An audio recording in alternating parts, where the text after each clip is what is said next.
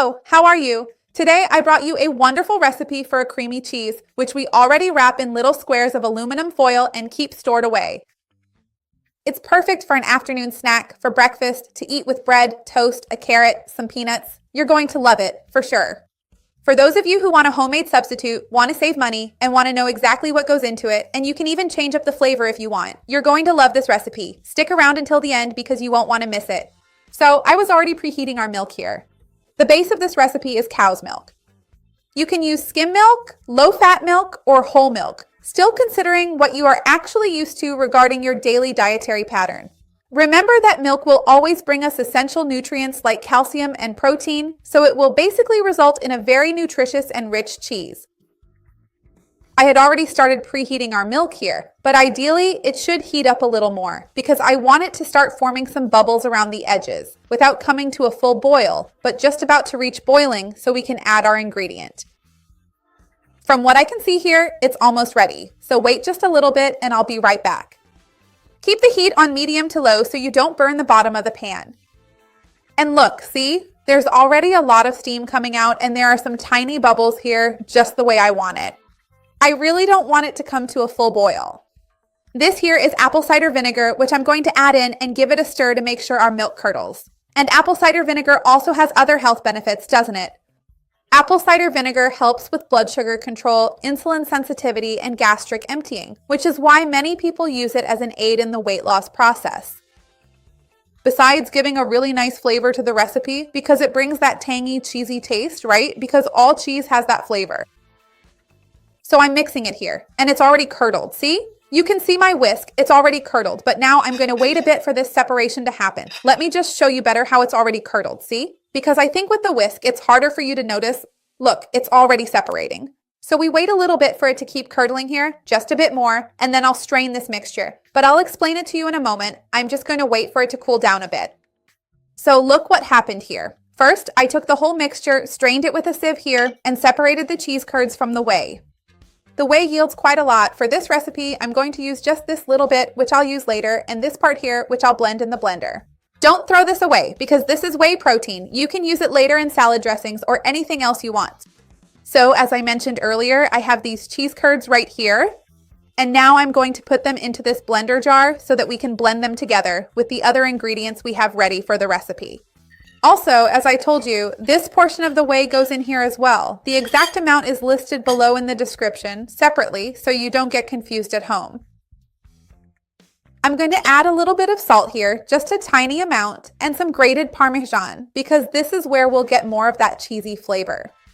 If you don't like Parmesan, you don't have to use it, okay? And if you want, you can add garlic, you can add chives, oregano, paprika, curry.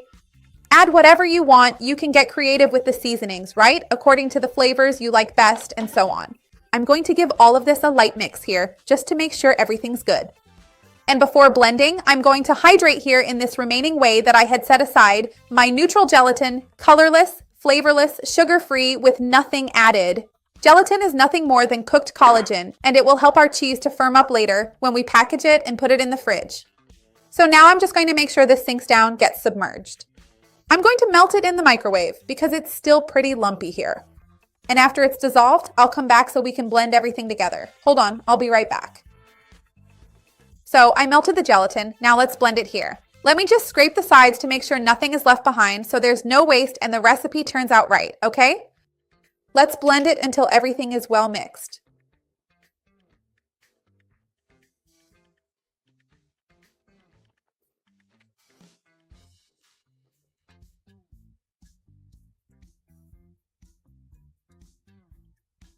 By the way, let me know down below in the comments if you usually eat cheese in your daily life and which cheese do you eat the most? Where are you from? What's your city? Is there a traditional cheese where you are? Write to me. I would love to see your comment.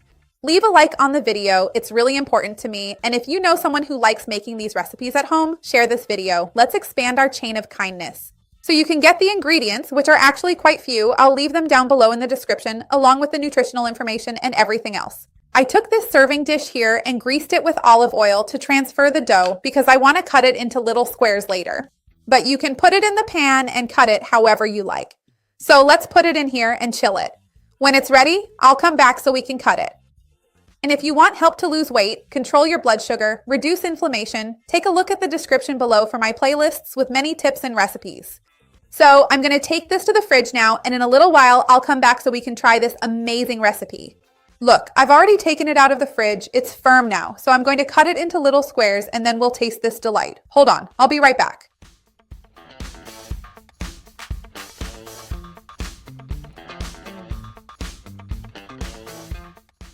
I cut a few pieces and there's still more left because it makes quite a lot. And look, you can wrap it up like it's usually sold, put it in a lunchbox for picnics. But you have to add ice and use a thermal lunchbox because it has gelatin, right? Otherwise, it will get too soft.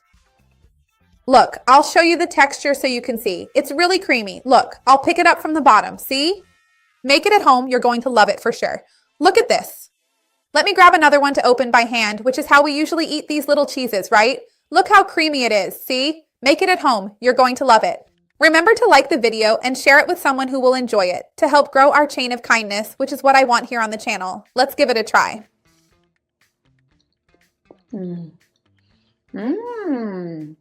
How delicious. Besides being creamy, it really tastes like cheese. I think that's because of the Parmesan. It's really good. It tastes like a mild cheese, but it's well seasoned. Really delicious. Make it at home. See you next time. Bye.